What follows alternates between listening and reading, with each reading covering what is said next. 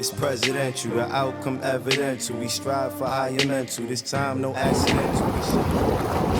Welcome, gang. Jacuzzi edition today. How y'all feeling today, man? Beautiful day. You know what I mean? Sunny skies. I hope your day is good, whether it's raining or not. You know what I mean? We're gonna get this reading in.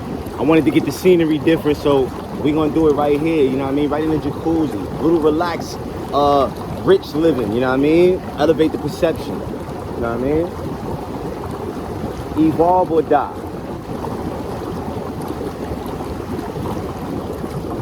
Hustle harder, hustle smarter, 50 Cent. Look around you. Everything changes. Everything on this earth is in a continuous state of evolving. You were not put on this earth to remain stagnant. Steve Maraboli. In 1974, David Falk was a student at George Washington University Law School. He got it in his mind that he wanted to work at ProServe, a small sports agency in Washington, D.C. that specialized in representing pro tennis players for months and months. He called the ProServe offices trying to get a meeting with the company's founder, Donald Dell. He never got a reply. One day he even called 17 times during a 3-hour period. Dell, either impressed or just annoyed by Falk's tenacity, finally took the call. At the end of the convo, Falk had talked his way into an unpaid internship. Falk excelled as an intern and landed a full-time job at ProServe. When he graduated law school, Falk wasn't much of a tennis fan though. Basketball was his favorite sport. Before I keep going, he called him 17 times, guys. Let's go. Basketball was his favorite sport. While the rest of the ages were focused on signing tennis players, Falk started targeting college basketball players. He built a relationship with Dean Smith, the legendary coach of North Carolina, and signed several players from the program when they went to the NBA. That relationship really paid off when Falk was able to sign a young star from North Carolina named Michael Jordan. In the summer before Jordan's rookie season, Falk set out to get Jordan a sneaker deal. At the time, the sneaker deals for NBA players were pretty straightforward. You picked a brand, Jordan himself preferred Adidas, and negotiated a contract, and maybe got a supply of sneakers to wear during the season. If you were a superstar, you might also appear on a promotional poster or a TV ad. That was it. The sneaker companies didn't want to commit too much to NBA players because there was an unspoken belief that it would be difficult to market an African-American athlete to mainstream America. Falk didn't have any use for the same blueprint everyone else was using. He noticed that when the tennis agents in his office struck a deal with a brand, it wasn't just for sneakers. If a tennis player signed with Nike, in addition to sneakers, they also rep Nike tennis rackets, sweatsuits, shirts, pants, and socks. The tennis players were promoting a complete lifestyle. And Falk didn't see why an NBA player, especially one as spectacular as Michael Jordan, couldn't do the same thing. The agents and brands may have been stuck in their own way of thinking, but Falk sensed that the public was ready to embrace and support black athletes the way they supported white icons like Mickey Mantle and Joe Namath. Falk pitched Nike on a deal that centered on Jordan being the face of his own Nike lifestyle brand, which Falk later dubbed Air Jordan. Then he added a twist. At the time, players typically only got a flat endorsement fee, but Falk demanded that Jordan receive royalties on all Air Jordan sneakers sold.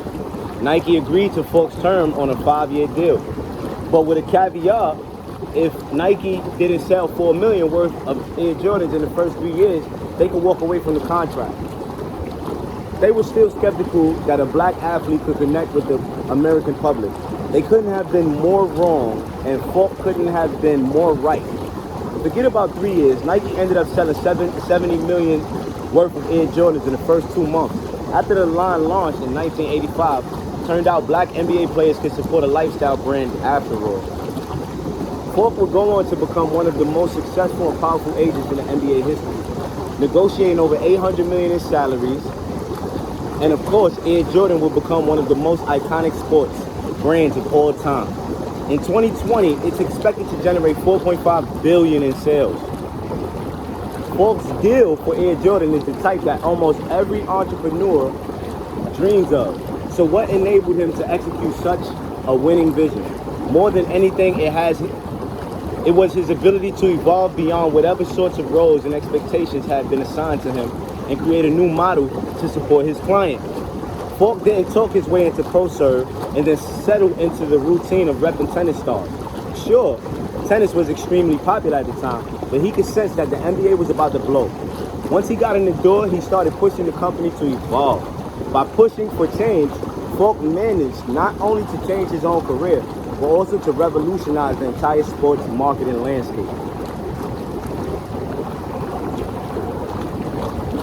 In every profession or field, the most successful people are always the ones who refuse to settle into the status quo, who don't get satisfied and complacent once they achieve something, but always push towards the next goal or challenge.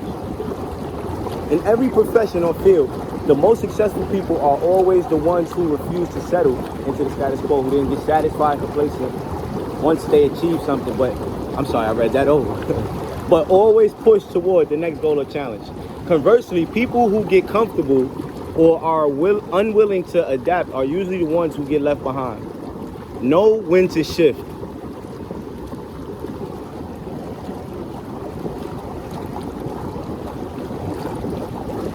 In 2009, I appeared on the single Crack a Bottle alongside Eminem and Dr. Dre. It was a big track. It went to #1 in the US, the UK, and Canada, and would later win a Grammy for Best Rap Performance by a Duo or Group.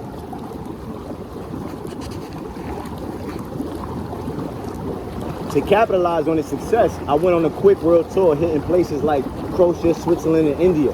Everywhere I performed, people went crazy for the song.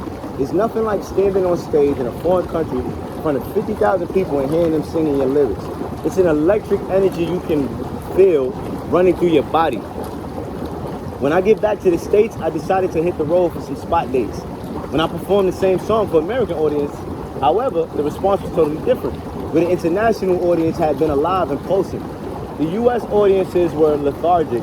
It was a #1 song, but people weren't reacting to it. It would have been easy to come up with a rationale for the crowd's reaction. Eminem and and Dre weren't performing it with me. It hadn't been properly promoted in the urban market, or we were playing the wrong kind of venues. Those would have just been excuses. I performed songs without feature artists before, just like I performed songs that hadn't been promoted properly before in venues that were the wrong size. None of that had mattered before. I'd always rock the crowd. I'm not interested in excuses. What I'm interested in is analyzing information and coming to conclusions. When I took a hard look at my situation, the answer was clear. Hip-hop culture had decided to give me resistance. I had come into the game as the underdog, but now that I was international success, they couldn't see me the same way anymore. I knew I was still the same guy, but hip-hop had moved on. It was imperative that I diversify if I wanted to keep growing financially and professionally. It wasn't an easy conclusion to accept, but I understood it. I am a close observer of our culture, and I recognize that my own career had fit into an unmistakable pattern. Hip-hop loves things that are damaged. It's been the defining trait of the culture. That's how it's been since dudes were rhyming at Park James in the Bronx in the 70s. And it looks like that's how it's going to be until they turn off the damn lights on this thing of ours. Think about it. Every few years, a new dangerous and damaged rapper appears on the scene and captivates the culture. It started in the Bronx in the early 80s with groups like Grandmaster Flash and the Furious Five. They might look funny today with their skin-tight jeans, knee-high leather boots, and studded bracelets, but when they broke on the scene, they were dangerous. America had never seen anything like them before.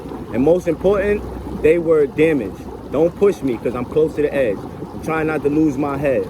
They set the tone for what culture wanted from its heroes.